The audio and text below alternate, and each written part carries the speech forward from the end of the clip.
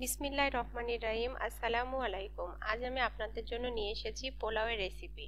Rice কুকারে কিভাবে perfectly pulao রান্না করা যায় আজ সেটি আপনাদের সাথে শেয়ার করব। ঝরঝরে পোলাওয়ের জন্য প্রথমে একটি রাইস কুকারে সয়াবিন তেল ঢেলে দিয়ে দেব। তেলটি গরম হয়ে আসলে এর মধ্যে দিয়ে দেব তেজপাতা, দারুচিনি, এলাচ দিয়ে প্রায় 1 মিনিটের মতো ভেজে নেব। এগুলোর পরিমাপ ভিডিওতে লিখে দেওয়া আছে। এবার দিয়ে দেব পেঁয়াজ কুচি। পেঁয়াজটিও হালকা ভেজে নেব। এরপর এর মধ্যে দিয়ে দেব গ্রেট করে বা কুচি করে রাখা একটি গাজর। গাজরটিও প্রায় 2 মিনিটের মতন নেড়ে নেব। এখন আগে থেকেই 4 পট পোলাওয়ের চাউল আমি পানি ঝরিয়ে রেখেছিলাম, ওই চাউলটি ঢেলে দিয়ে দেব।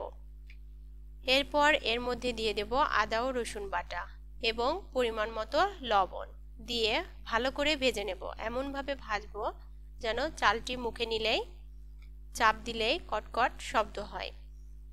এখন 4 পট পোলাওয়ের চাউলের জন্য 8 পট পানি গরম করে নিয়েছি।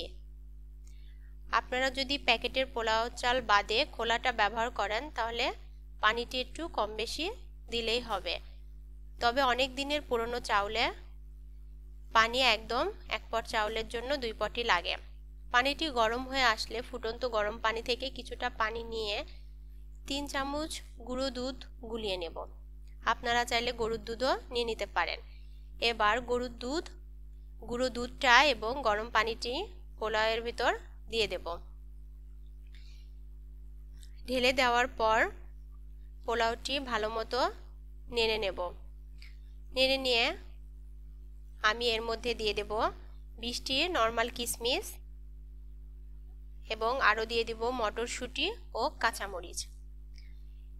দিয়ে দেওয়ার পর স্বাদমতো লবণ দিয়ে ঢাকনা দিয়ে ঢেকে দিয়ে দেব।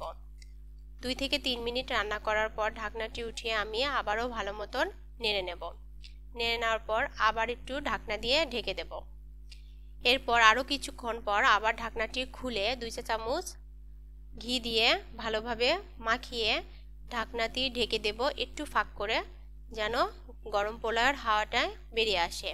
এরপর পোলাওগুলো ঢেলে বাটিতে পরিবেশন করব কিছুটা পেঁয়াজ বেরেস্তা দিয়ে।